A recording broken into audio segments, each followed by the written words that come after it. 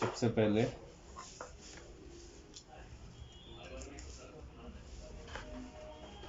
इसमें से पेट्रोल निकाल लेंगे।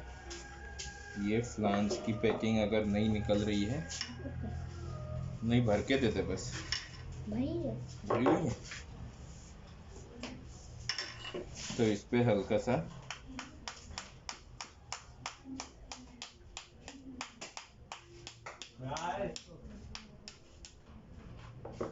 पैकिंग करके निकाल लेंगे। कोई दिक्कत नहीं है अगर ये पैकिंग फट जाती है तो। एक्चुअली में ये इसलिए ये कागज़ की पैकिंग इसलिए ख़राब हुई है क्योंकि बहुत टाइम से ये कार्बोरेटर में पेट्रोल था और वो रखे रखे यहाँ से डैमेज होते करते करते चीज़ों को यहाँ से बाहर निकला है। इसकी ओरिंग को इंस्पेक्ट करेंगे। ओरिंग ठीक है, ज़्यादा कोई दिक्कत वाली बात नहीं है। हाँ रख दे, मैं दूसरा दे दूँगा। इसको निकाल लेंगे और इधर अलग से रख लेंगे। अब ये जो पैकिंग है इसको हम बाद में निकाल लेंगे क्योंकि ये फिर एयर का लीकेज करेगी। अब इस कार्बोरेटर में ये है TPS sensor, throttle position sensor कहते हैं।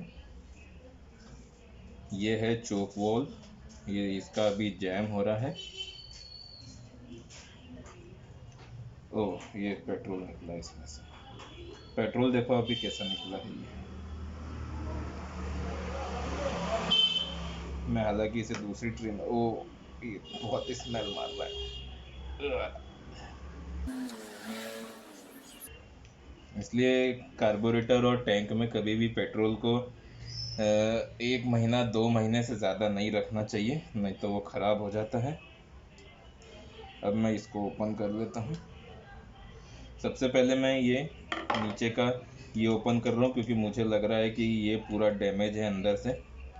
TPS सेंसर को भी खोल के क्लीन करेंगे और जो ये चोक है ये हालांकि अभी तो काम कर रहा है तो इसको हम ओपन नहीं करेंगे। वो बॉडी पेट्रोल बहुत स्मेल मार रहा है।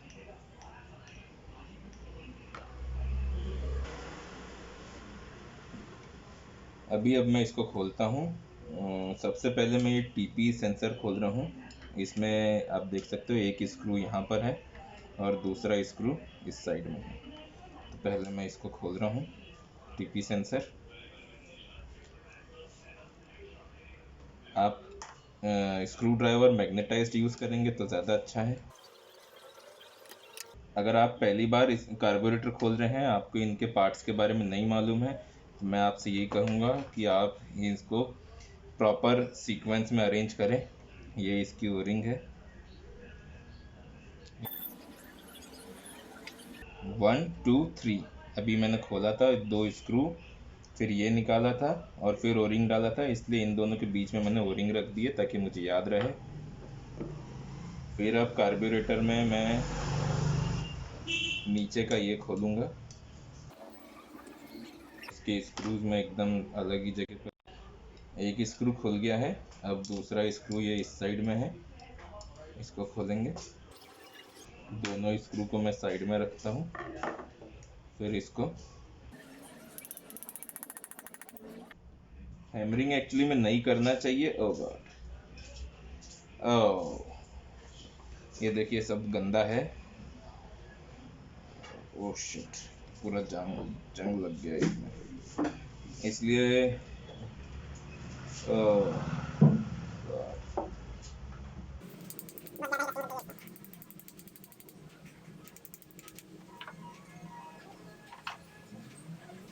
इतनी रस्टिंग है कि पता नहीं है अभी सही होगा भी कि नया ही करना पड़ेगा।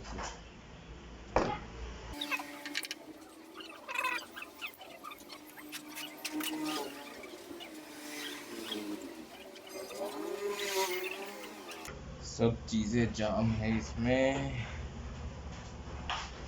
ये फ्लूट पिन, ओ गॉड बहुत ज़्यादा जाम है, पर ये सब गंदे हैं इसलिए मेरे को इनको यहाँ पर रखना पड़ रहा है। और जेड भी पूरे जाम हैं इनके। ऐसे जेट्स के डैमेज होने के चांसेस बहुत बढ़ जाते हैं। अभी देखते हैं अभी कैसे क्लीन कर सकते हैं।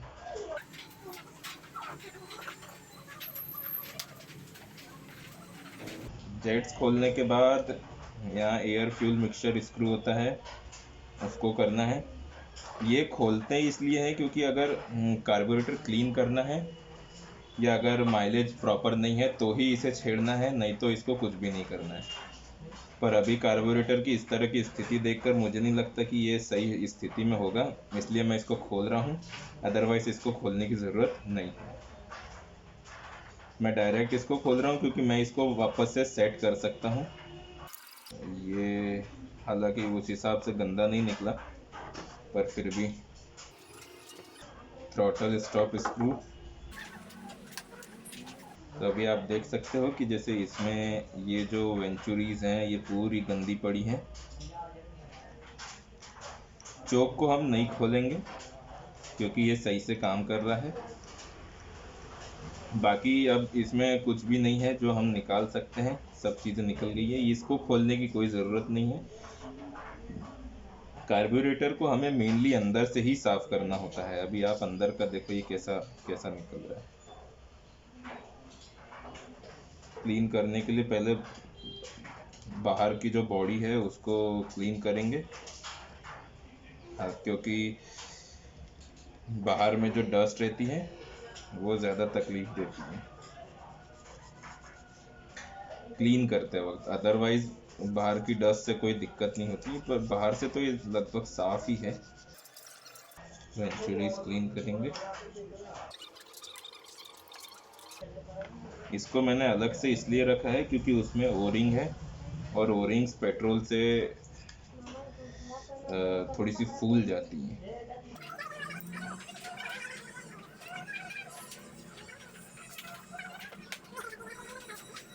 इसमें बहुत गंदी तरीके से ऐसा कार्बन जमा हुआ है, फाइन डस्ट एकदम, कि वो ब्रश से साफ ही नहीं हो पा रही है,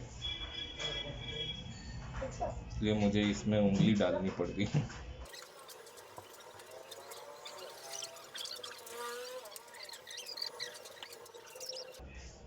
और अब इसमें अंदर की साइड में जहाँ पेट्रोल रहता था वो बहुत टाइम से डिपॉजिट रहकर उसमें इतने कॉगलेंट्स बन गए हैं कि उसको क्लीन करने में मुझे बहुत दिक्कत हो रही है। अभी समझ में नहीं आ रहा कि इसको अब कैसे क्लीन करा जाए।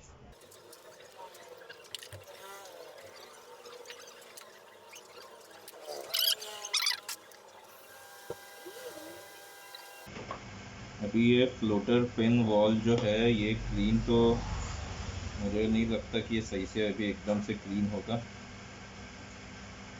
पर क्या कर सकते हैं। जब आप देखो कितना खतरनाक तरीके से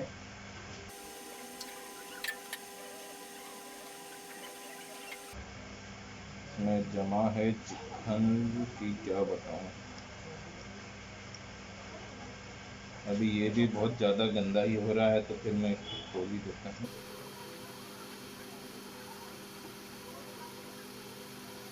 इसको खोलना तो आसान होता है पर इसको फिट करने में पसीने छूट जाते हैं, क्योंकि ये एक बार में ये वाला स्क्रू बैठता नहीं है सही से, ये बार बार हिल जाता है। इसका जो रॉड रहता है वो, इसको हल्का सा यहाँ से पुश करना है, फिर ये जो रॉड है इसको खींच लेना है। इस स्प्रिंग का ध्यान रखेंगे। और हम लोग एक्चुअली में ट्रे का यूज़ करते हैं क्योंकि कोई सी भी चीज़ इसमें से घूमे ना। अगर कोई लगाना भूल जाते हैं तो फाइनली जब हम पैक करते हैं तो हमको याद आ जाता है कि ये ट्रे में कुछ चीज़ पड़ी हुई है, ये लगानी भूल गए। होता ही है, भूल जाते हैं हर बार, बहुत से लोग भूलते हैं।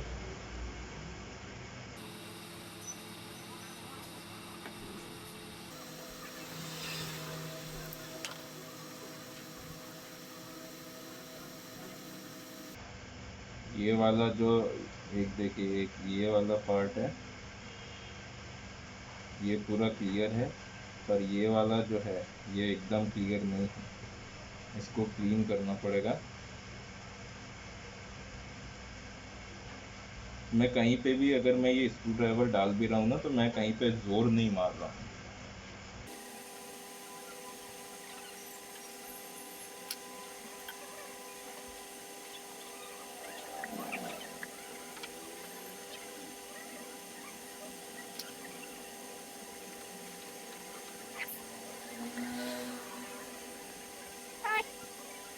अभी भी इसमें बहुत, इस साइड पे मेनली ज़्यादा जमा हुआ है, जो ना ब्रश से भी प्रॉपरली नहीं।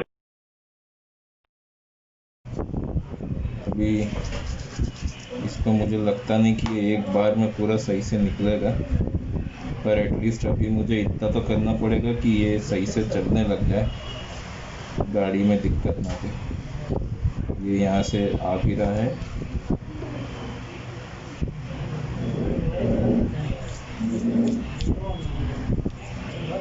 तो ठीक है, देखते हैं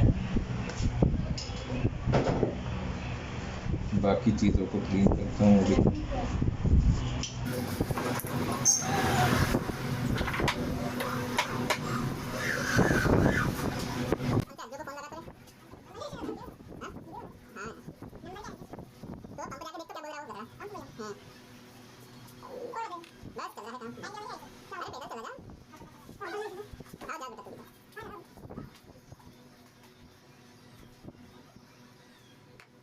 ये सब चीज़ों में कुछ ना कुछ जमा हुआ ही है, यहाँ पर भी कुछ ना कुछ लगा हुआ है। ये इथेनॉल में मॉइस्चर के कारण देखिए कैसा हो जाता है।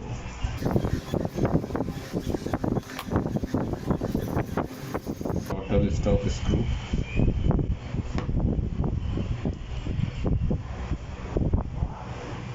इसको क्लीन करने का सिर्फ एक यही अच्छा तरीका है कि इसको उंगली से साफ कर सकें। दोनों उंगली के बीच में दबा दो और खींच दो, क्लीन हो जाता है। थ्रेड्स को क्लीन करने की ज़रूरत नहीं है।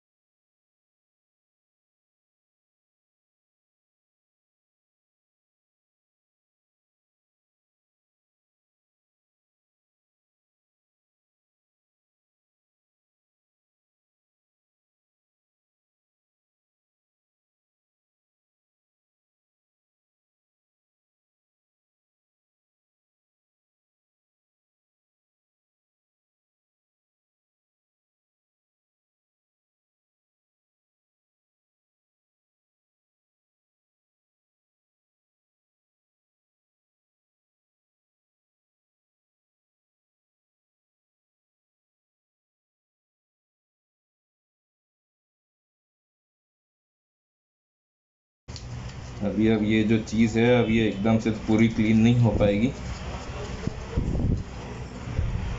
पर अब इसको इतना क्लीन करना पड़ेगा कि बस ये कहीं दिक्कत ना दे। और इसमें एक ये वाला स्क्रू होता है जो,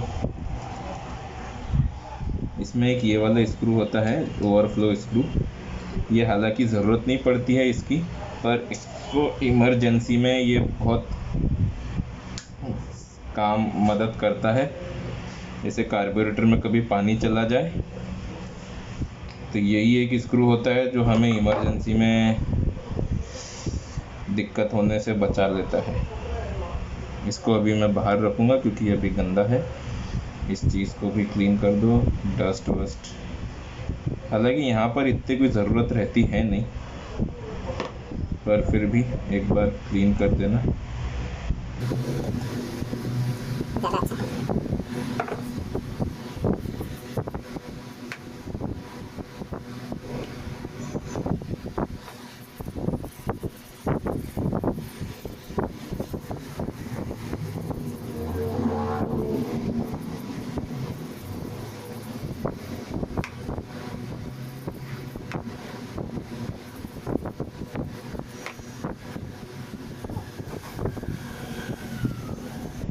ये क्लीन हो गया है।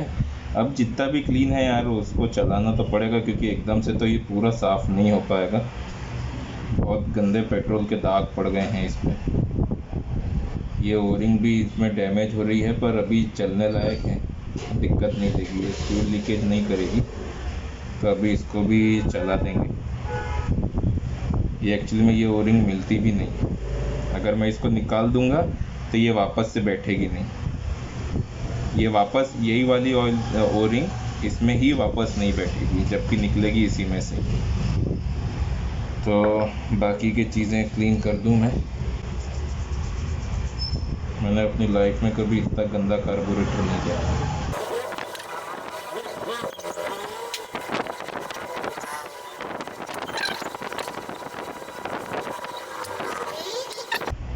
नॉर्मल ब्रश, इस ब्रश से अच्छी अच्छी चीज़ें साफ़ हो जाती हैं, पर ये इतना गंदा है कि ब्रश कुछ काम ही नहीं कर पा रहा है।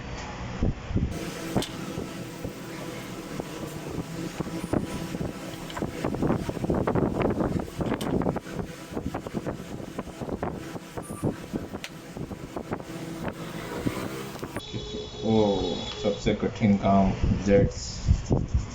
अब ये जेट्स इतने बुरे तरीके से लॉक्ड होंगे ना कि उनको क्लियर ही नहीं कर पाएंगे।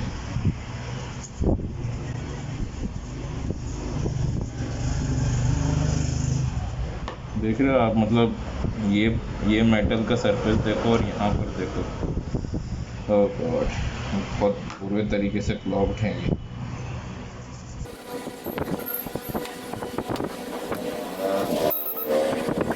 तो पूरे तरीके से क्लॉग्ड नहीं है कि पता नहीं अब मैं इनको क्लीन कैसे करूँगा। ये वाला तो एक बार इजीली क्लीन हो जाता है, पर ये वाला है ना, अच्छे अच्छों को पसीने निकाल देता है।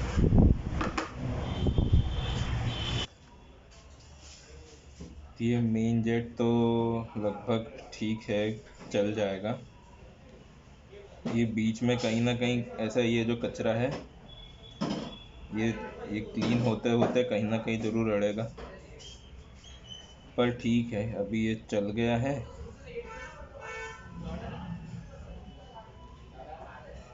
इसको एक बार और इसको रिप्लेस तो कर देता हूँ मैं। पर ये वाला है स्लो जेट, इसको मैं रिप्लेस कर देता हूँ। ये रहा इसका रिप्लेसमेंट, होंडा का ओरिजिनल एसेसरीज।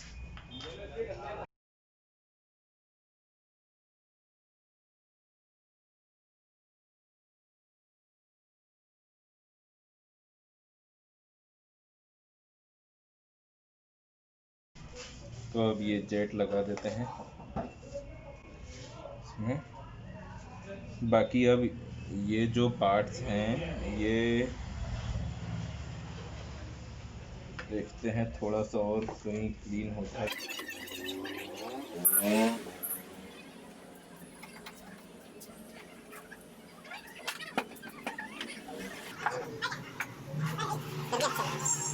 ये जो फ्लोटर वॉल है, इसकी जो सीट है, इसमें अभी भी थोड़ा सा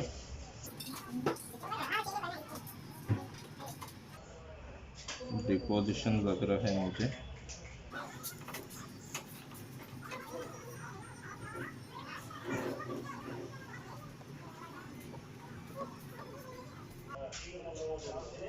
ठीक है, अभी ये चल सकता है। तब मैं इसका इंस्टॉलेशन चालू करता हूँ। सबसे पहले स्लो जेट्स को कसते वक्त स्क्रू ड्राइवर्स की जो टिप है उनको पूरा क्लियर कर लें।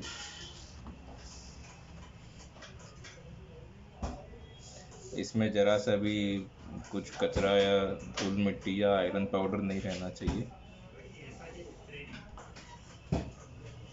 इसको ज़्यादा टाइट नहीं करना है, तो इस बात का ध्यान रखें।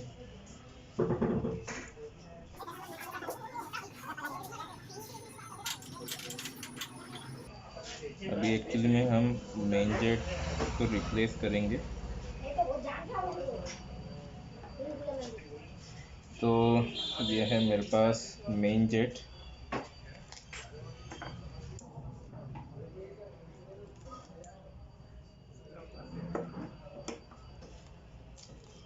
₹18 का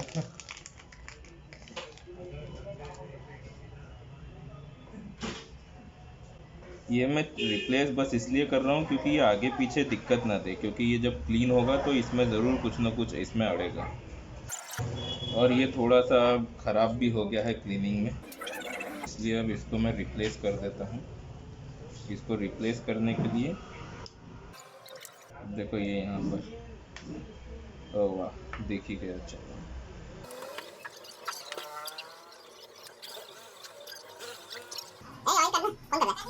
इंजन ऑयल। अरे इधर मत रखना यार, वीडियो बना रहा हूँ ना मैं।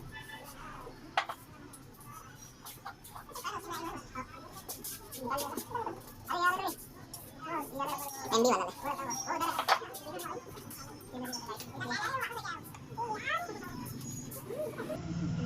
इसमें अभी भी पर छेद सही से खुले नहीं हैं, तो थोड़ी सी कोशिश करके जेट्स खोलने की कोशिश कर सकते हैं।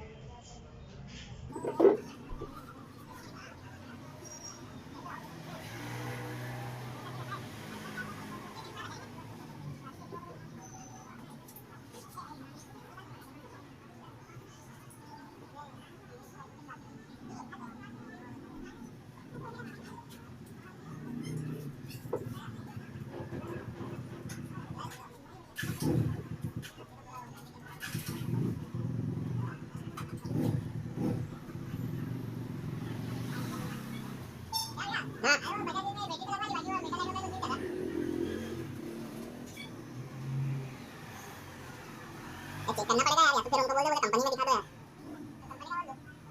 हाँ फिर वायरिंग फ्यूज चेक कर ले। फ्यूज सही है? वो सीट के नीचे एक फ्यूज और है क्या? ये डिस्कवर में 2 फ्यूज रहते हैं ना। अरे चेक तो कर ले फ्यूज का।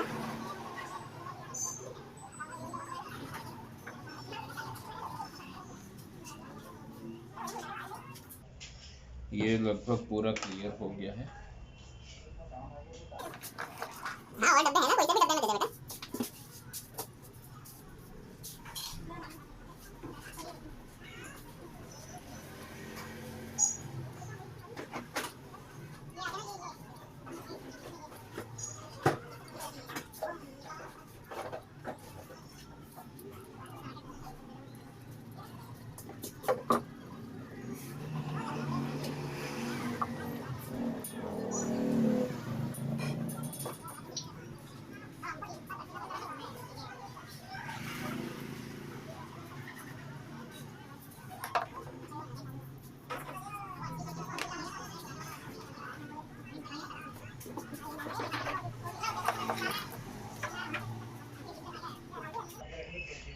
अब ये पूरी तरीके से क्लीन हो गया है।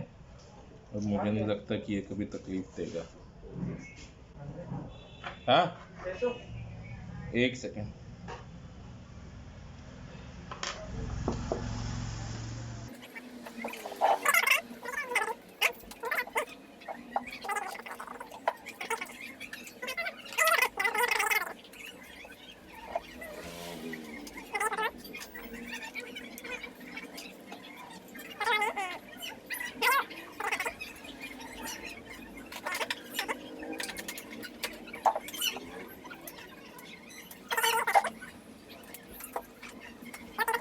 काम कर रही है कि नहीं, ऐसे में नहीं चेक कर पाते हैं, इसलिए उसको ऐसा रख के देखना रहता है।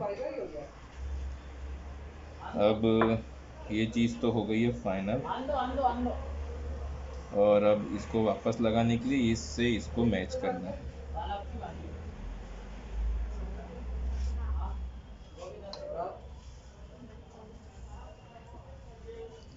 पहले इन स्क्रूज को जितना हाथ से कस सकते हैं उतना कस लेंगे।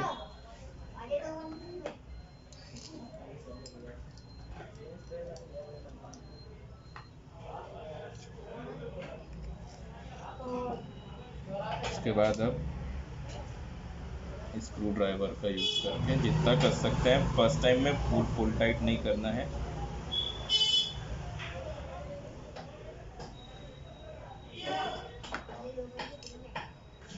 उसके बाद में दोनों स्क्रूज पे लोड ले लेना है।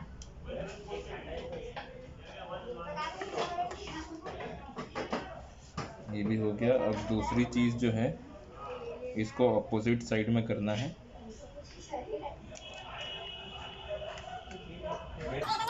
हाँ इधर लेके आता नहीं।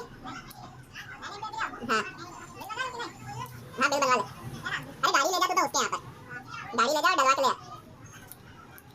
बोला इसका चालान दे दो और बिल भी दे देना,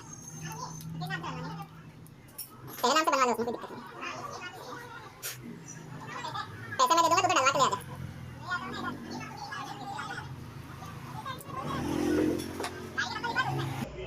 ये क्लीन हो गया है। इसमें फाइनली अब ओरिंग को मैं थोड़ा सा चेंज करके लगा रहा हूँ ताकि वो थोड़ा इंसुलेट करे।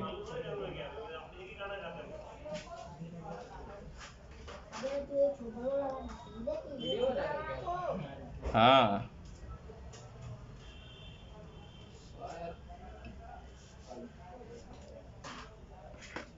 अब इसमें ये फाइनली में ये लगाना है।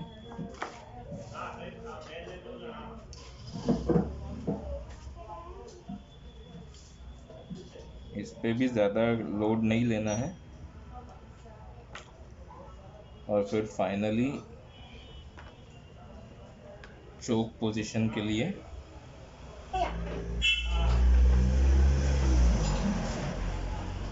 इसमें थोड़ा सा ऑयल डालेंगे और एक दूसरा ऑयल का जो ये है, ये पोर्ट यहाँ पर और डालना है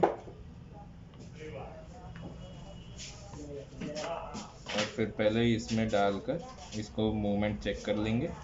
थोड़ा सा ऑयल और अच्छे से कर लेंगे क्योंकि अगर ये जाम हो जाता है तो ऑयल चलता नहीं है ये लीवर।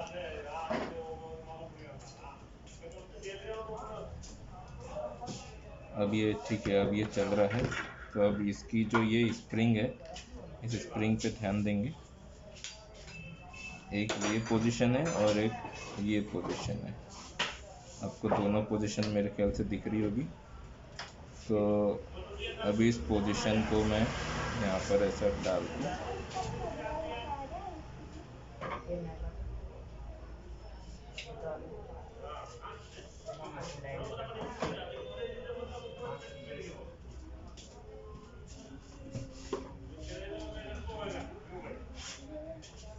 ऐसा इसको लॉक कर दूँगा और फिर इसको इसमें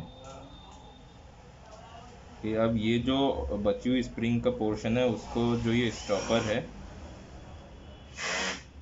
उस पे अटका कर या ऐसा अटका कर इतना करके छोड़ना है ताकि ये चलने लगे। ज़्यादा टेंशन लेंगे तो ये वॉल्व बहुत मतलब खुलेगा नहीं। ये एक्चुअली में एयर प्रेशर से अपने आप खुलने लायक भी होता है। ज़्यादा टेंशन से ये दिक्कत दे जाएगा, इसलिए इसको सिर्फ एक ही टर्न पे टाइट करना है। अब इसको फिट करने के लिए ये जो पंच है इसको ऊपर की साइड में रखेंगे और इसको थोड़ा सा पोजीशन करके रखना पड़ता है। और इसका जो ये स्क्रू है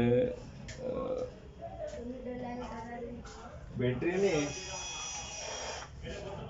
तो पहले हाथ से अटका के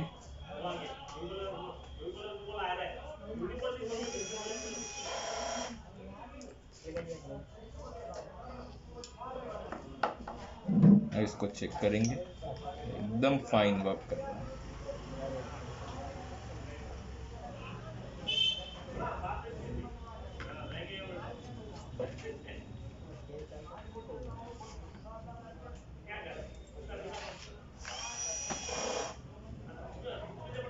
इसमें हल्का सा एक बूंद ऑयल का डालना है, इसमें यहाँ पर और एक यहाँ पर।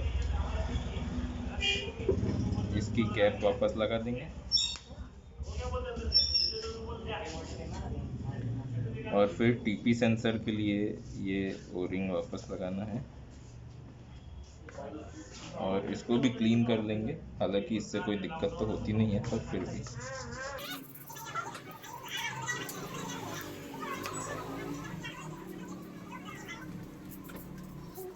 इसमें जो ये वाले स्क्रूज रहते हैं वो टॉप पोजीशन पे रहेंगे और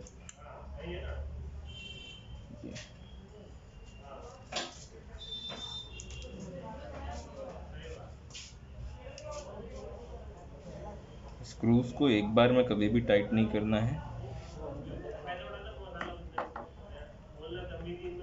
सेकंड स्क्रू,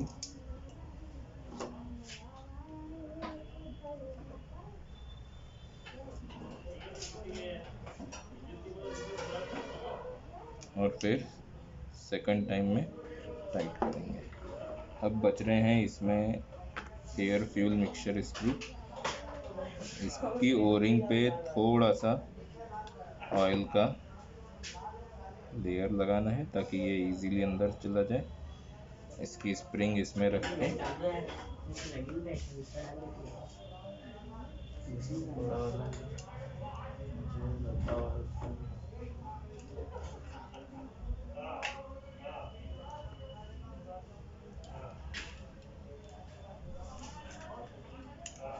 इसको पूरा कस के, ज़्यादा लोड नहीं लेना है। उसके बाद आधा टर्न इसको खोल के रखना है, क्योंकि मैं अब इसको वापस से रीसेट करूँगा।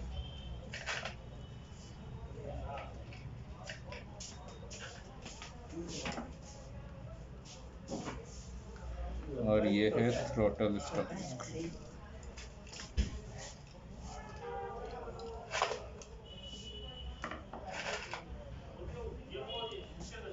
एकदम प्रॉपर वर्किंग।